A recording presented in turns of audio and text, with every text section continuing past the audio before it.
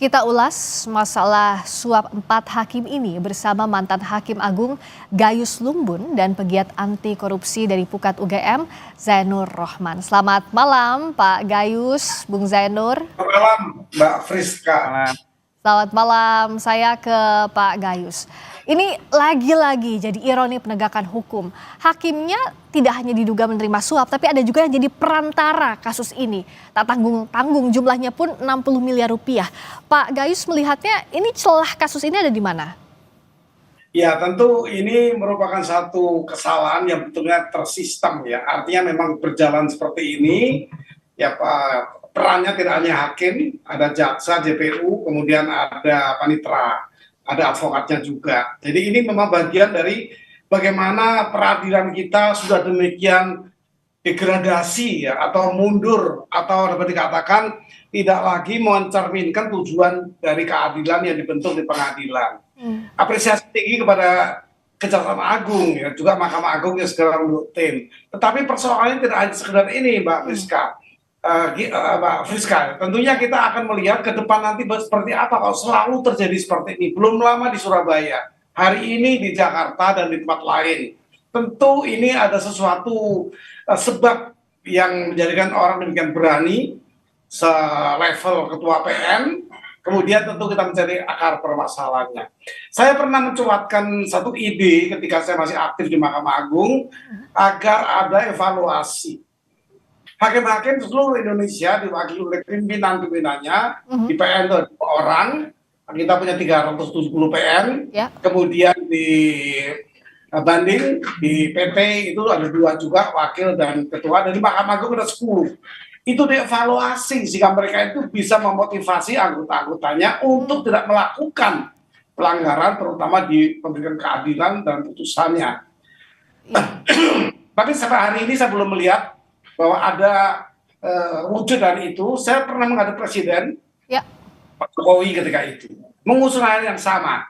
Terakhir setelah saya pensiun, saya menyurat kepada beliau langsung surat saya dijunjung pada Pak Menko Polhukam, Pak Mahfud, juga dijanjikan bahwa nanti kita perlu melaksanakan ini. Nah, ini perwujudan dari apa gagasan saya, mesti dievaluasi. Hakim-hakim yang baik dipertahankan, yang jelek diganti, seperti itu ide. Ya, harusnya ada evaluasi. Tapi Bung Zainur melihatnya sampai sekarang tidak ada evaluasinya. Apakah tidak ada itikat baik untuk memperbaiki kinerja hakim atau seperti apa?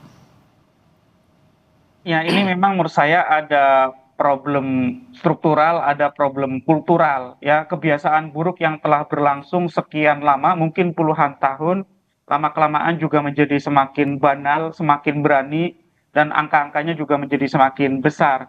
Nah, kalau dari sisi struktural, saya melihat memang yang pertama soal merit system. Orang-orang baik, hakim-hakim berintegritas, saya percaya masih banyak.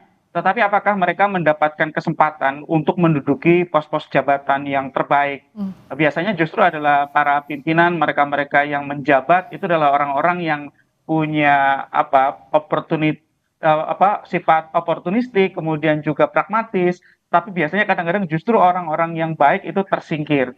Apakah di Mahkamah Agung, di dalam sistem promosinya, itu sudah memungkinkan untuk mencegah orang-orang dengan cacat etik untuk menjabat? Kalau mereka sampai bisa menjabat, maka akan menggunakan kewenangannya secara sewenang-wenang. Misalnya dengan menunjuk majelis hakim karena kemudian telah disuap. Nah, majelisnya juga dicari yang mau bekerja sama ketika mereka kemudian harus mencapai pada satu putusan tertentu yang sudah diinginkan oleh para pihak. Yang kedua, saya pikir ini juga ada problem pengawasan. Dari zaman dulu kita bicara pengawasan tidak pernah selesai. Pengawasan ada internal, ada eksternal. Internal di Bawas, eksternalnya ada di Komisi Yudisial. Nah, pengawasan di Mahkamah Agung sebenarnya Bawas relatif punya wibawa. Tetapi nyatanya tetap juga tidak bisa mencegah orang, khususnya para hakim di dalam untuk menerima adanya suap. Nah, ini yang saya masih lihat ada lubang besar adalah pengawasan di masing-masing satker. Saya berharap ke depan agar sesama kolega hakim itu mau untuk menjadi peniup peluit. Nah, mereka yang melaporkan koleganya, rekannya ketika menerima suap, itu harus diberikan apresiasi. Apakah misalnya mereka harus diberi penghargaan dalam bentuk promosi jabatankah atau dalam bentuk-bentuk yang lain. Yang kedua adalah pimpinan, pimpinan langsung di masing-masing pengadilan. Ini juga seharusnya ketika mereka gagal untuk melakukan pembinaan dan pengawasan terhadap anggotanya, mereka juga seharusnya ada disinsentif dalam bentuk apa? Mereka harus dicopot dari jabatannya. Ya. Jadi di masing-masing pengadilan ketika ada anggota atau panitera atau pegawai itu kemudian melakukan korupsi menerima suap, artinya gagal untuk membina, gagal mengawasi. Ini harus dicopot dari jabatannya sebagai bentuk disinsentif gitu ya. Nah, khusus untuk pengadilan tipikor, Mbak Friska, ada satu catatan. Saya ingat betul bahwa kinerja beban kinerja para hakim di pengadilan tipikor itu sangat tinggi. Ya. Tetapi saya mendapatkan informasi bahwa mereka tidak mendapatkan kontraprestasi penghargaan yang setimpal dengan beban kerja yang sangat tinggi dibandingkan dengan hakim di pengadilan negeri 1A khusus di masing-masing ibu kota provinsi yang non hakim tipikor. Nah, artinya untuk apa nih hakim tipikor kerja keras bahkan sidangnya bisa sampai malam, ada Oke. sidang sampai pagi zaman dulu begitu ya. Ya. Tetapi kerjaannya sama saja. Ini juga menjadi catatan. Jadi Ya. banyak yang harus dibenahi Mbak Friska ke depan agar ini tidak terulang. Nah, satu juga yang Ya. saya masih tunggu dari MA, sepertinya di dalam 10 pernyataan MA itu pertama tidak ada kata maaf, Oke. yang kedua tidak ada roadmap untuk perbaikan ke depan agar ini tidak terulang. Itu yang kita Ya. tunggu juga sebenarnya Mbak Friska. Oke, kita bahas satu-satu. Kalau Pak Gayus, apakah isu kesejahteraan masih relevan dalam kasus-kasus ini? Atau ya sifat greedy, sikap rakusnya inilah yang mau berapapun sejahtera nominal berapapun itu tidak akan cukup begitu Pak Gayus? Celah hukum atau by chance itu juga bagian yang penting di samping hal-hal yang lain seperti greedy. Greedy sifat manusiawi, kalau dia punya kekuasaan tentu akan menggunakan di mana keserakannya akan digunakan. Nah, kemudian by chance itu kesempatan yang ada, ini perlu ditutup juga. Tapi kalau menutupnya dengan pengawasan, saya menemukan bahwa pengawasan ini ada sanksinya kalau tidak dijalankan. Perma nomor 1 tahun 2020 itu berjenjang sanksinya. Kalau pengawasan KPT terhadap PN tidak baik sehingga jebol seperti ini, itu PT bertanggung jawab. Demikian pula kalau ada hakim tinggi, maka Mahkamah Agung bertanggung jawab. Itu jenjang yang diatur pada Perma nomor 1 tahun 2020. Artinya pengawasan juga berakibat sanksi, bukan hanya pengawasan. Tapi saya lebih cocok untuk berpikir dievaluasi semua hakim-hakim ini, yaitu pimpinannya. MA itu 10 orang, dievaluasi. Di PN itu ada 2 orang tiap-tiap PN, kota dan kabupaten. PT provinsi juga demikian, ada 30 orang dikali 2. Itu evaluasi yang baik dipertahankan, yang buruk diganti supaya bisa memotivasi anggota di tempatnya. Nah, kalau Pak Gayus sudah sampai mengusulkan evaluasi ini ke tingkat presiden bahkan, tapi sampai sekarang tampaknya masih mandek, evaluasi masih banyak celah sana sini. Apa yang jadi kendala? Apakah misalnya beban kerjanya overwhelmed sehingga untuk evaluasi ini jadi tidak kepegang? Nah, apa itu yang jadi masalah di lapangan atau seperti apa Pak Gayus? Saya masih punya minat untuk menyurati presiden yang baru ini terpentingnya evaluasi di peradilan. Ini akan saya lakukan lagi. Dulu ketika Pak Jokowi sempat usulan saya dibuat ratas, rapat terbatas. Kemudian terakhir tidak berjalan, saya menyurat Pak Jokowi, diarahkan kepada Pak Mahfud yang masih menjabat Menko Polhukam. Pertemuan kami hampir 2 jam membahas ini dan beliau menyarankan nanti akan saya undang 10 pakar-pakar hukum Indonesia untuk membahas ini. Tapi terakhir beliau tidak menjabat lagi, juga tidak ada kelanjutan. Saya akan kembali menyurat pada presiden baru, pentingnya evaluasi agar kita punya wajah yang baru di peradilan kita. Nah, harusnya kalau dari Bung Zainur evaluasi ini bisa dilakukan dengan personel yang ada saat ini, dengan pimpinan yang ada saat ini. Bung Zainur? Ya, bahkan dulu pernah ada satu usulan ekstrim ya untuk negara dengan tingkat korupsi yang sangat tinggi dan judicial corruption-nya, korupsi peradilannya sangat akut. Ada satu kata yang sangat ekstrim namanya kill all the lawyer gitu ya, dalam tanda kutip bunuh begitu ya dalam tanda kutip, tapi artinya adalah ganti semua generasi lawyer, baik itu artinya adalah mulai dari penyidiknya, JPU-nya maupun hakimnya, bahkan advokatnya gitu ya, di dalam satu generasi untuk memotong rantai korupsi. Karena ini kan mereka juga kalau kita sebut sebagai mafia, artinya mereka berjejaring. Mereka tidak bekerja sendiri sebagai sebuah kejahatan yang terorganisir. Nah, kalau dilihat dari beban kerja di Mahkamah Agung, memang itu harus menjadi perhatian dari negara. Tidak bisa ini diselesaikan sendiri oleh Mahkamah Agung. Mengapa? Karena dengan sekarang existing sekitar 8.000 hakim di pengadilan-pengadilan di daerah, mereka pun mengatakan banyak sekali beban kerja yang sangat tidak berimbang begitu ya. Ada pengadilan-pengadilan misalnya hanya berisi 3 orang hakim, 4 orang hakim di daerah, sedangkan beban perkaranya juga sangat tinggi. Nah, sebenarnya usul Prof. Gayus itu sangat bagus gitu ya. Yaitu siapapun hakim yang terindikasikan atau bahkan terbukti ada problem etik dan seterusnya itu harus dicopot. Setidaknya dicopotnya itu dari jabatannya agar mereka tidak menjabat sebagai misalnya ketua pengadilan. Ya. Nah, lebih ekstrim lagi adalah kalau semua yang problematik itu dilakukan investigasi oleh Bawas MA, kemudian dilakukan pemecatan terhadap mereka yang melakukan korupsi dalam bentuk jual beli perkara. Tetapi di lain sisi artinya negara harus siap untuk replacement terhadap hakim-hakim yang bermasalah. Nah, ini juga menurut saya butuh politik hukum dari negara karena sekali lagi untuk usulan formasi yang disampaikan oleh MA saja pemerintah tidak selalu memenuhi kebutuhan yang memang itu real untuk rekrutmen hakim baru. Apalagi kemudian ketika ternyata hakim-hakim itu juga banyak yang bermasalah, belum lagi dari soal bahwa terhadap mereka-mereka yang dituduh bermasalah itu juga harus diberikan kesempatan untuk melakukan pembelaan diri, bahwa mereka diberikan kesempatan untuk bisa membuktikan bahwa mereka tidak bermasalah. Nah, kalau saya melihat seperti ini Mbak Friska, memang ini masih terjadi karena seakan-akan mereka beranggapan ketika melakukan korupsi jual beli perkara, mereka tidak akan menerima konsekuensi apapun, sehingga ini terus terjadi gitu ya. Nah, oleh karena itu risiko untuk terungkapnya itu harus dinaikkan. Nah, risiko untuk terungkap itu kan pertama dengan adanya saling mengawasi di internal pengadilan.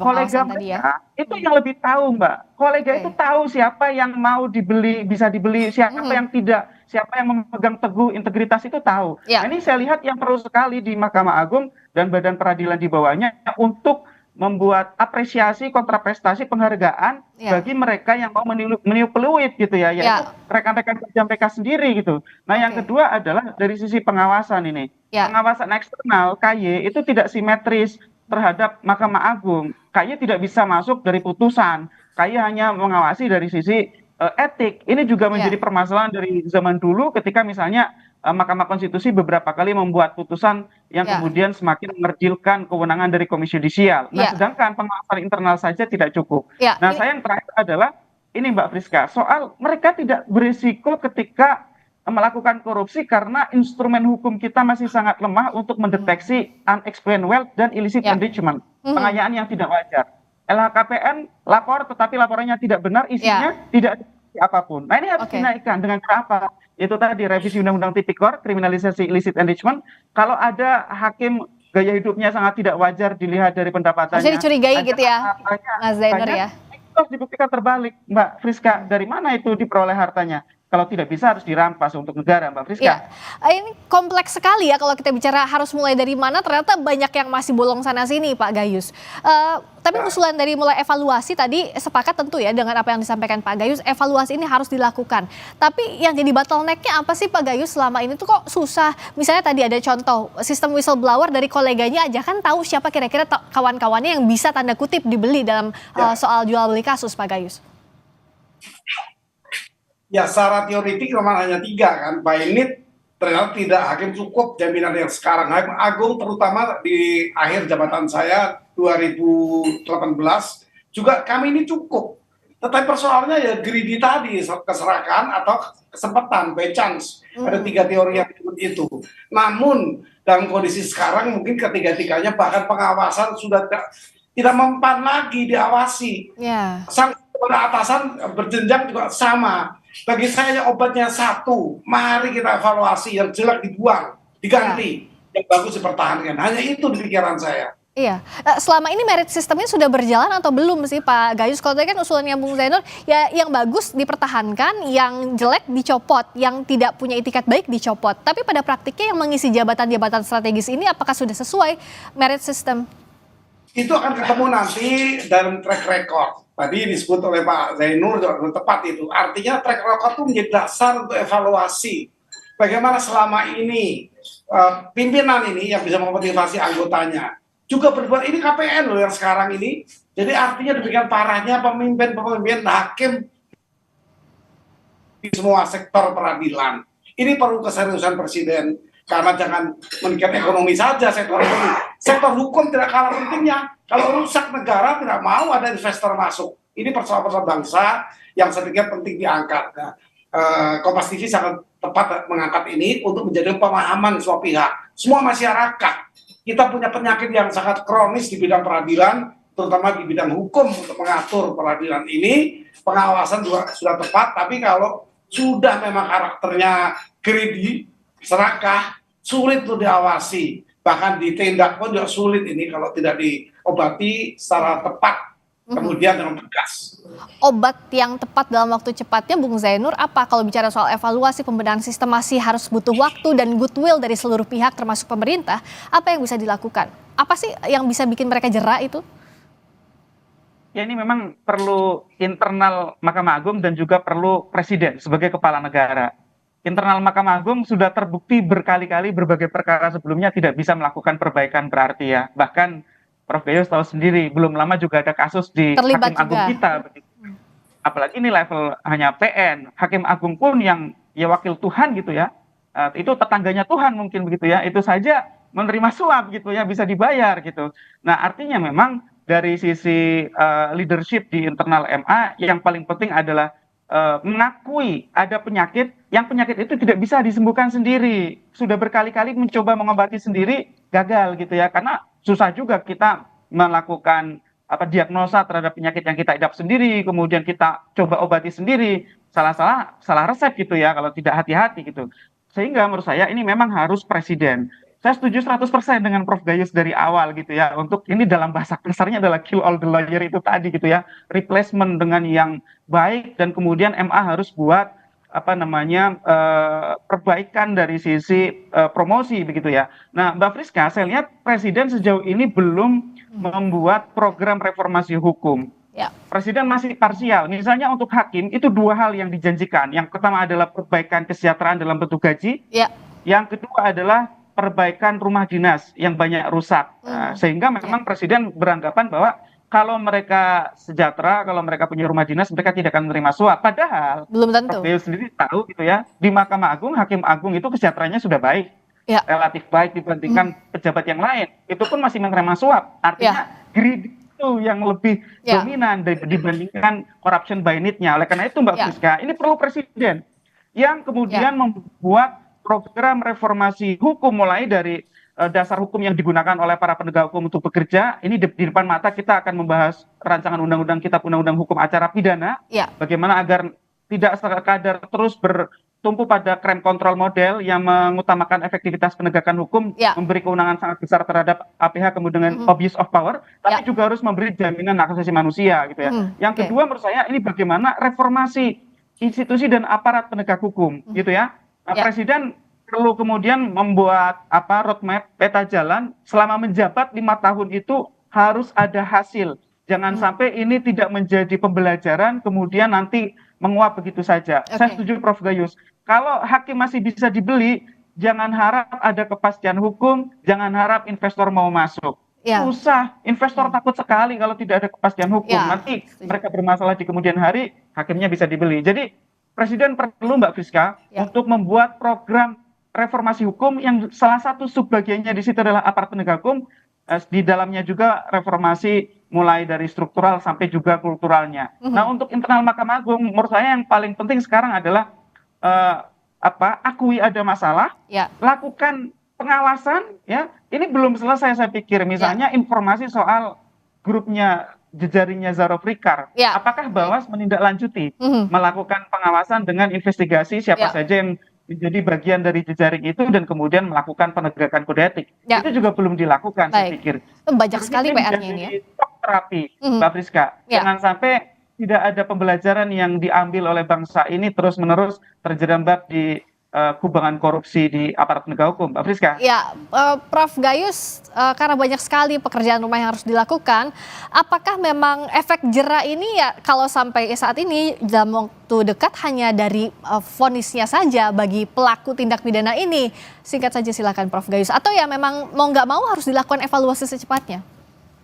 Ya, saya pikir tadi pandangan saya seperti itu. Kemudian memang ini Mahkamah Agung tidak bisa bekerja sendiri atau membangun sendiri ya.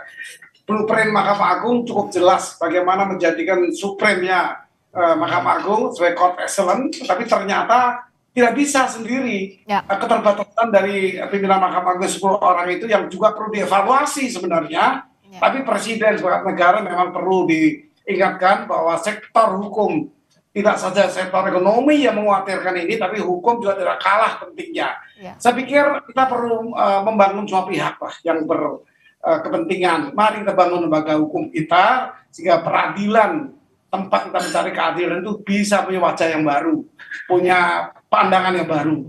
Mungkin itu Mbak Friska. Ya, wajah baru peradilan, reformasi hukum yang dipercaya, agar tentunya ini jadi salah satu faktor yang amat penting untuk memberikan kepercayaan semua pihak terhadap negara ini.